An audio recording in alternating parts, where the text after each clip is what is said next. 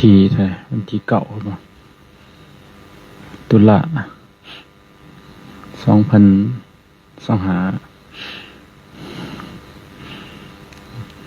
แต่ละมือต้องบอกวันที่ไปนำเนี่ยสิเทศไปจักสวงหนึงแล้วก็สิหยุดมันเทศไว้แล้วก็สิหยุด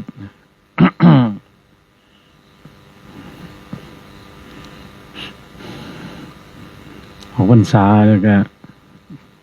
เป็นธรรมาสัญจรเห็นว่าธรรมาสัญจรก็ได้เทศไปมองได้ก็เอาสถานที่หรือว่าเอามองนั้นเป็นมองเทศกระทรวงออกพรรษากับครูบาอาจารย์เพิ่นก็สวดไป5 เดือนธุดงค์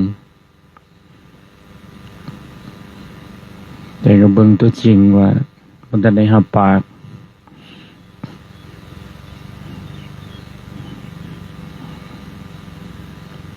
ไปเรื่อยๆตามเหตุมีเหตุให้กรรมมาก็กรรมมามีเหตุให้ไปก็ไปเห็นว่าเฮาบ่ได้ยึดติดในสถานที่อย่าหัดปล่อยหัดวางนี่คันเฮาบ่หัดปล่อยหัดวางจะน้อยย่านเป็นเปรตเผาวัดเนี่ยนอนใหญ่เนาะ สังเกตครูบาอาจารย์เพิ่นเวลาเพิ่นสร้างกุฏิสร้างนั้นสร้างซิมสร้างโบสถ์สร้างแล้วเพิ่นให้หนี้เด้ให้หนี้ไปอยู่บนใหม่นะเพื่อว่าเพิ่นบ่ให้ผูกพันกับสิ่งที่ก่อสร้างหันในหลายเพิ่นว่าให้เฮาเอาบุญให้เฮาเอาบุญบ่แม่นให้เฮาเอาสิ่งที่ความห่วงใยนะความผูกพันความยึดให้เฮาเอาทรัพย์ตัวนั้นสังเกตหลวงปู่มันเพิ่นไปโพสต์สองพี่น้องที่ว่าเขาสร้างเจดีย์สร้างบ่แล้วก็เป็นผีเผาอยู่ฮะเผาเจดีย์นะเพราะว่าสร้างบ่แล้วก็ได้ตายก่อนหลังจากตายก่อนเลยก็เผาอยู่หั่นแหละบัดนี้หลวงปู่มันเพิ่นก็ได้เดินธุดงค์ผ่านไปทางก็เห็นนิมิตเห็นออกมาแบบทักทายถามไทยจังซั่นจังซี่ก็ฮู้ความว่าเผาอยู่นี่แหละบ่ได้ไปไสนะหวงแหนในยึดติด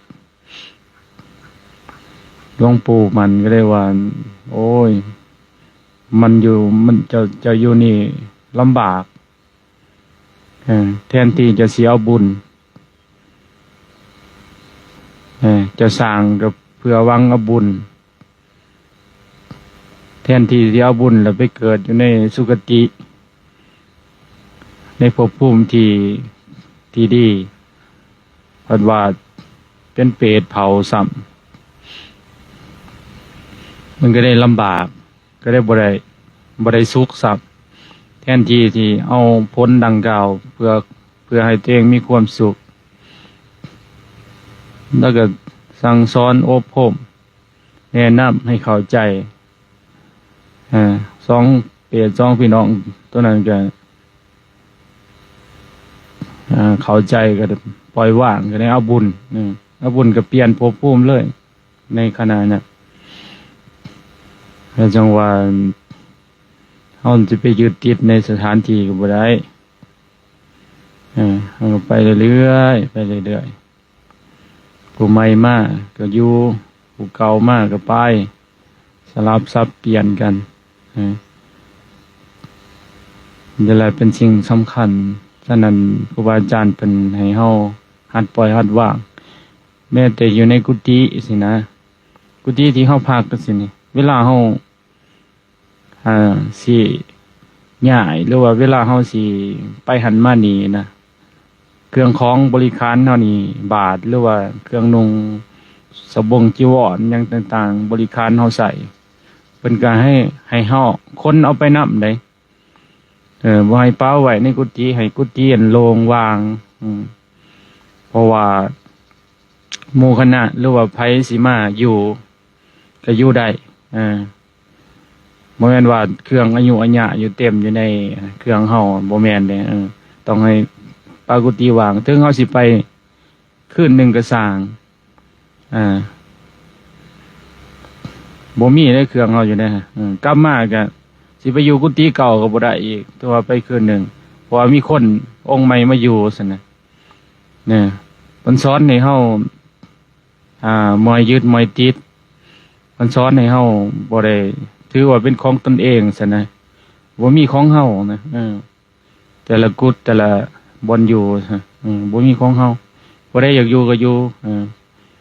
ผู้ใดอยากไปก็ไปซั่นนะอย่าเป็นของส่วนรวมเป็นของสงฆ์ว่าง่ายซะคือของสงฆ์กับของส่วนรวมผู้ใดอยู่ก็ได้บ่ออกภูเขาซั่นนะเฮาหัดปล่อยหัดวางซิฉะนั้นตัวนี้แหละเป็นสิ่งสำคัญก็ได้ว่าการภาวนานี่มันละเอียดการปฏิบัติธรรมนี่มันละเอียดคือเพิ่นเว้าแล้วเพิ่นว่าเบิ่งกายจะเห็นความคิดเบิ่งความคิดจะเห็นธรรมสินะเอาหยังล่ะเป็นผู้เบิ่งนะเอาวิญญาณเอาธาตุรู้ของเฮาแหละเบิ่งตัวธาตุรู้หรือว่าตัวสติเบิ่งกายแน่เบิ่งจิตแน่สินะจิตคือความคิดสินะเบิ่งความรู้สึกนึกคิดนี่ล่ะบ่ได้เบิ่งหยังดอกนักปฏิบัตินะเบิ่งเจ้าของเอง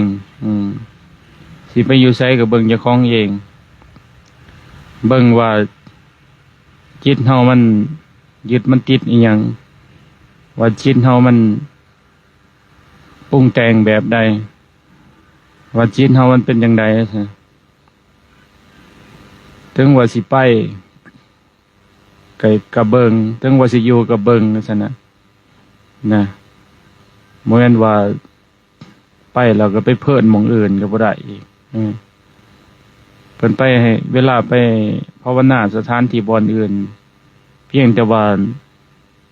บางครั้งมันอยู่บ่อนเก่าหลายมันก็คล้ายๆคือมันสงบหั่นนะมันจิตสบาย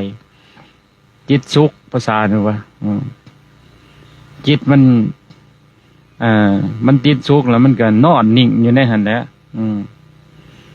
มันบ่ตื่นหั่นนะภาษานี่ว่ามันบ่กังวลก็ว่ายมันบ่กระซับกระส่ายอันแหละบัดเวลาล่องไปอยู่ป่าช้าบ่หรือว่าไปอยู่สถานที่มันเปลี่ยววิเวกไกลคนซั่นมันสิตื่นขึ้นมาแล้วบัดนี้มันสิลุกขึ้นมามันสิออกอาละวาดนะภาษาน่ะว่ามันสิออกอาละวาดอันใดก็คือมันสิย้านระหวาดระแวงกลัวหรือว่ากังวลก็ว่ายอยู่จังซั่นจังซี่นะจิตเฮานี่แหละเฮาสิเอาโอกาสนี่แหละเฮาสิใส่สวยโอกาสนี่แหละที่จะเห็นมันน่ะนะ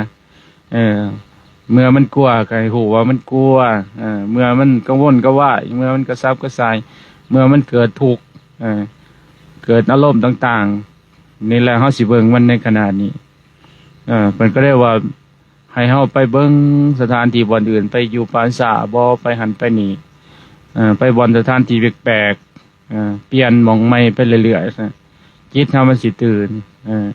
มันสิตื่นเมื่อมันตื่นได้ก็ให้เฮาเห็นมันนั่นแหละให้เฮาเห็นจิตนั่นน่ะ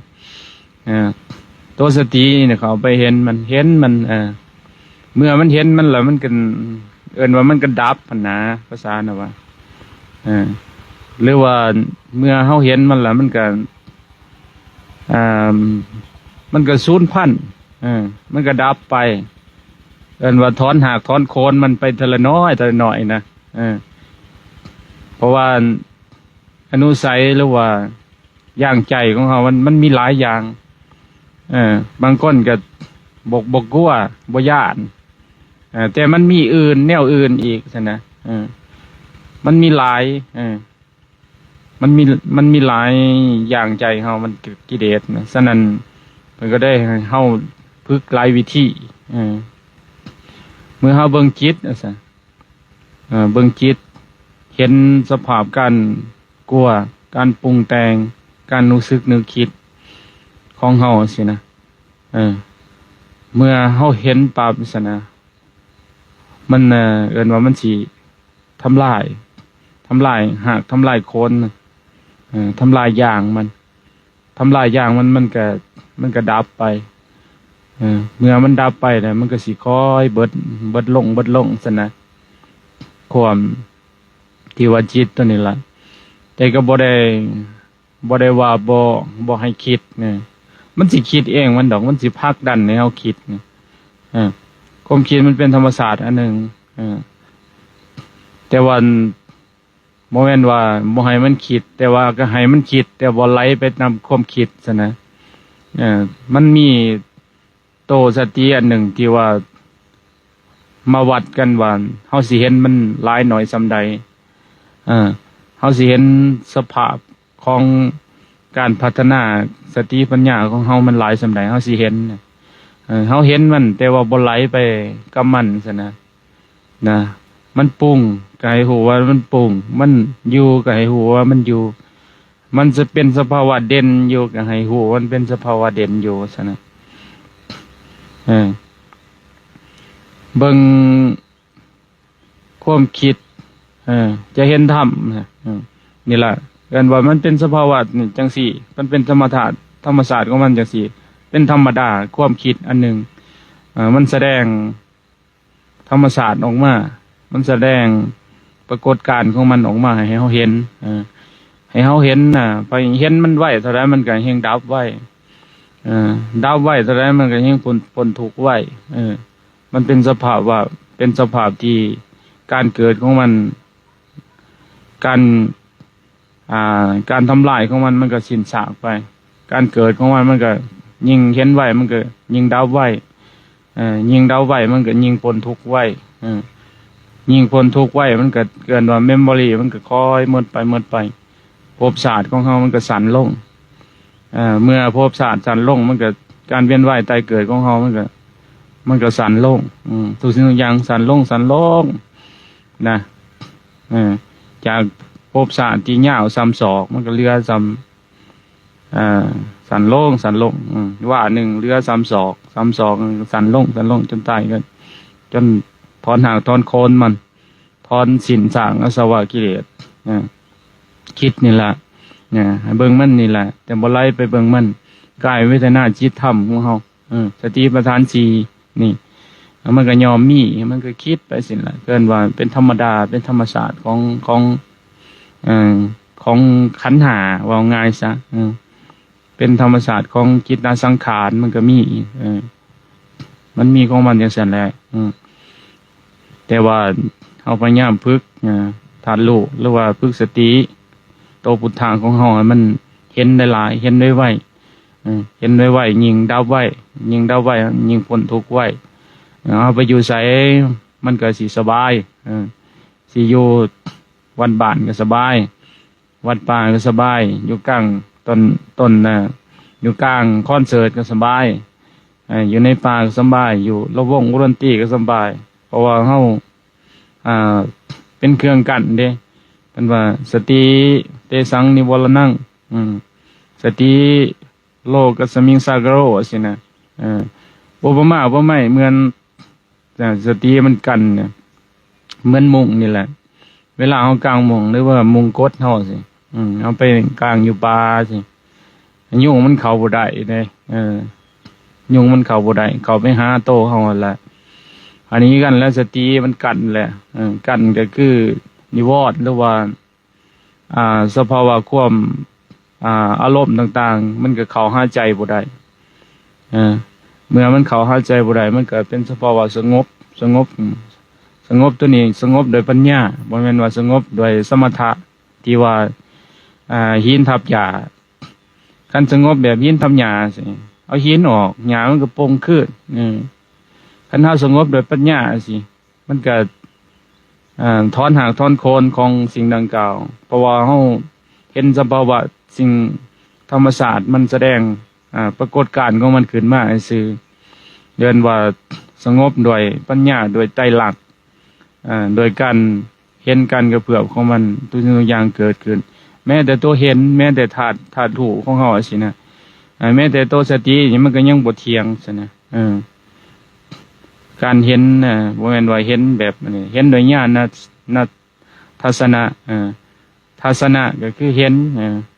ญาณคือเป็นธาตุรู้ที่ว่ามันเห็นนั่นนะเป็นว่าจักขุกรณีญาณกรณีอุปสัมมัญญะสัมโพธัญญะนี่นะเป็นว่าสัมโพธัญญะการเห็นแบบนี้มันสิดีมันสิถอนหางถอนโคนเอิ้นว่าภาษาน่ะว่าสมุทัสเสสประหารนั่นซะนะเห็นด้วย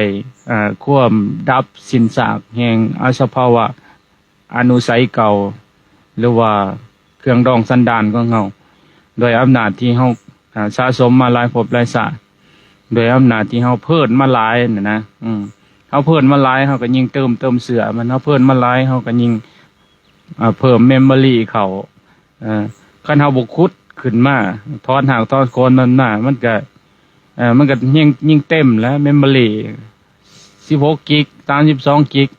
เอามาใส่มันก็แห้งยิ่งหลายขึ้นแต่ถ้าเฮาถอนหากถอนโคนมันลบมันออกดิเลตมันออกลบไปเรื่อยเห็นมันก็คือบ่ส่งเสริมมันนั่นแหละว่าง่ายซะเช่นว่าอำนาจของความเพลิดนะราคะโทสะโมหะสิมันยังหายอยากว่าอยากโกรธอยากสนองด้วยย่างข้างในราคะที่ว่ามันอยากในสัมผัสรูปเสียงกลิ่นรสผลิตภัณฑ์ธรรมารมณ์เฮาอยากเฮาบ่ส่งเสริมมันก็คอยไม่ออกแต่ถ้าเฮาส่งเสริมมันก็คือเติมเสือก็คือเอาสิ่งดังกล่าวเข้าไปสู่ใจของเฮาเมื่อเอาเข้าไปสู่ใจมันก็ยิ่งสะสมมันก็ยิ่งเฮ็ดให้เฮาภพชาติมันก็ยาวไปเรื่อยๆมันก็บ่สิ้นสุดจักเทื่อเมื่อบ่สิ้นสุดจักเทื่อมันก็เวียนว่ายอยู่ซั่นแหละทุกข์ไปเรื่อยๆทุกข์ลำไปฉะนั้นก็ได้ฝึกเป็นผู้หูได้หลายด้วยญาณใจ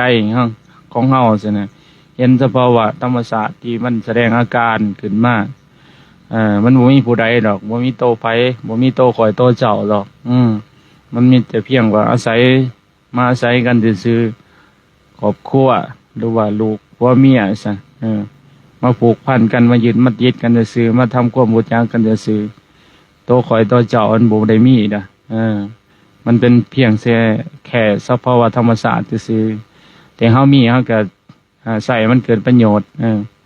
โดยการที่เฮาพากันสร้างอริยทรัพย์สร้างบุญสร้างบารมีตามได้ที่เฮายังอยู่นำกันอยู่อาศัยกันเฮาก็พากันสร้าง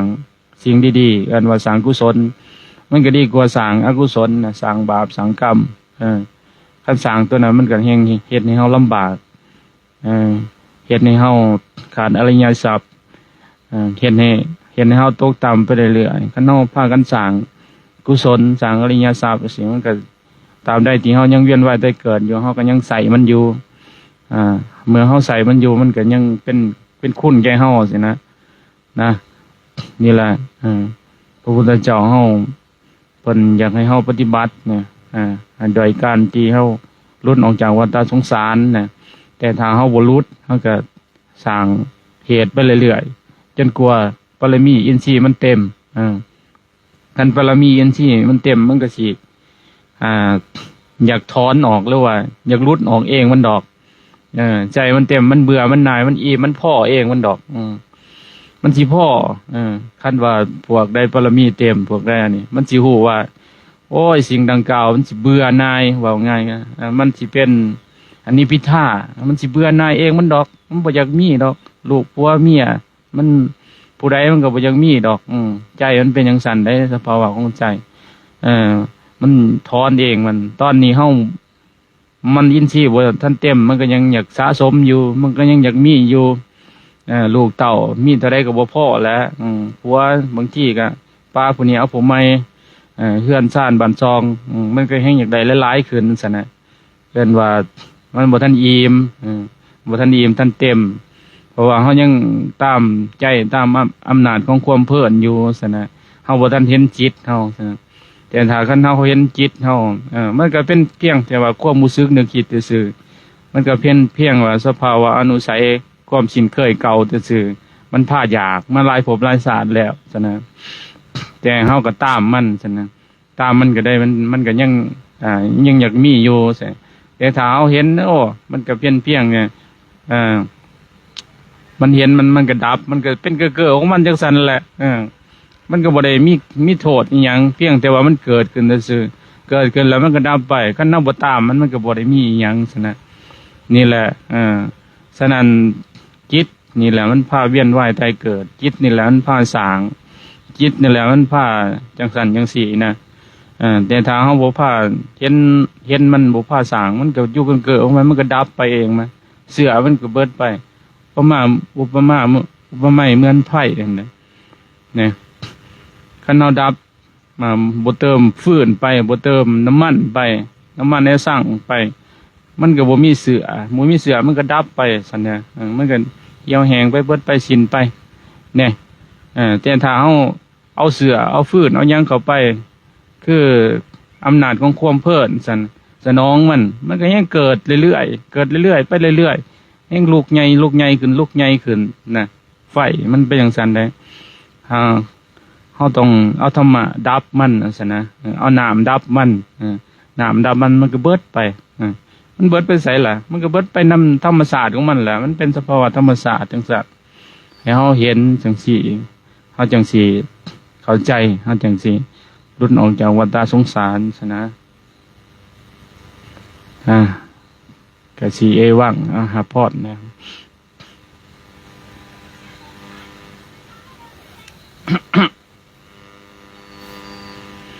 ยะทาวะดิวหาปุราภริปุเรนติสักรัง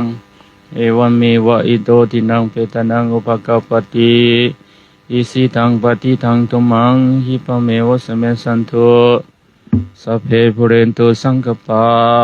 จันโทปนะระโสยะธามณิโสติระโสยะธา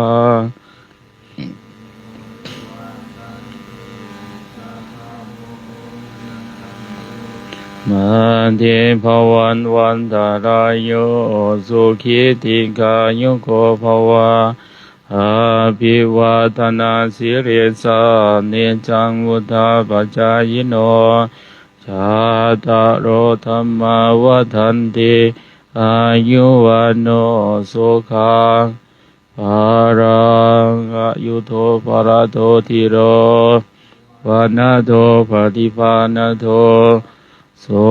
ขันสันตันธรรมทาวิโสขังโสอธิคัสสติอายุงทัตวังพลังวันนังโสขันจาปฏิภาณโทเทียงขันยุญญาสวะโหติยะธายะทุปปัสสติเทียงภาวันตุสัพพมังคลังสัมภาพุทธานุภาเวนะสัทธาโสติภวันตุเตภวันตุสัพพมังคลังลังคันตุสัพพเทวตาสัพพะ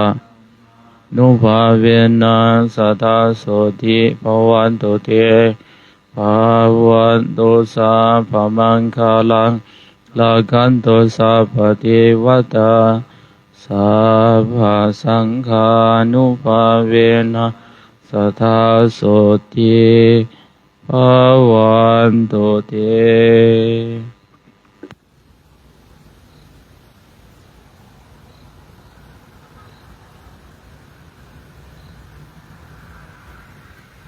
น้อยเกินบาทเนี่ย